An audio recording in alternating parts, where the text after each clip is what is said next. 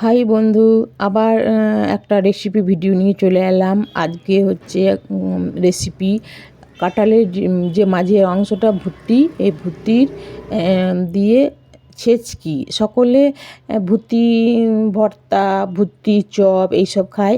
আর আজকে আমি আপনাদের দেখাবো ভুট্টি ছেচকি বা ভাজা বলে। অল্প তেলে অল্প মশলায় এটা সুস্বাদু খাবার। আর যে সকলে ভুট্টি দিয়ে যে ভর্তা বা চপ ওইসব করে, সেটা তেল বা মশলা প্রচুর লাগে। আর আমি এটা সিম্পল করব। ভুট্টিটা ছাড়িয়ে নিলাম, তারপর হাতে তেল দিয়ে ভুট্টিটা ছাড়িয়ে নিলাম। তারপর ভুট্টিটা ছোট্ট ছোট্ট করে কেটে নেবো। দেখো দেখো ছোট্ট ছোট্ট করে কেটে নিচ্ছি। দিয়ে ওইটা কাটার পর জলে ভাপাতে দেবো। কড়াইয়ে জল গরম করতে দিয়েছি। তারপরে এটা আমি জলের মধ্যে দিয়ে কিছুক্ষণ ভাপিয়ে নেবো। একটু নুন আর হলুদ দিয়ে দেবো জলের মধ্যে, দিয়ে এটা ভাপাতে দেবো। ভাপানো হয়ে গেলে এটা তুলে নিয়ে কড়াইয়ে তেল দেবো। তেল দিয়ে পাঁচ ফোড়ন আর লঙ্কা ফোড়ন দিয়ে দেবো। অল্প তেল অল্প মশলা রেসিপি সকলেরই খেতে ভালো লাগবে। একবার রান্না করে দেখবে চেষ্টা করে। এটা সেদ্ধ হয়ে গেল। তারপরে আমি কড়াইয়ে তেল দেবো আর লঙ্কা আর পাঁচ ফোড়ন দেবো। দিয়ে এটা ভুট্টিটা তেলের মধ্যে দিয়ে দেবো।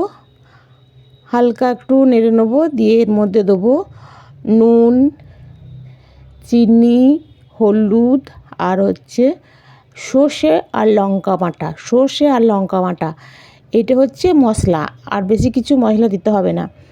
দিয়ে এটা নেড়ে চেড়ে মশলাটা দিয়ে জল দিয়ে ঢাকা দিয়ে দেবো। তারপর আমার এটা হয়ে যাবে ভাজা ভাজা পাড়া। দেখবেন খেতে খুব সুস্বাদু, শুকনো ভাত দিয়ে খুব ভালো লাগবে।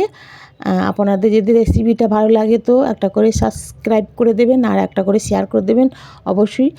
আর পাশে থাকা বেলটা ক্লিক করে দেবেন, তাহলে আমার সকল ভিডিওই আপনাদের আগে কাছে চলে যাবে। আমার এই দিয়ে জল দিলাম, অল্প জল দিলাম।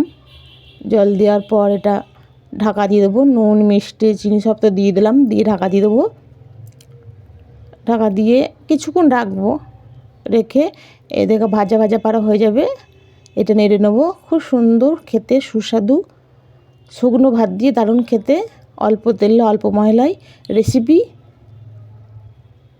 আমার রান্না হয়ে গেল কমপ্লিট। একটু নেড়ে চেড়ে নেবো, দিয়ে নামিয়ে নেবো।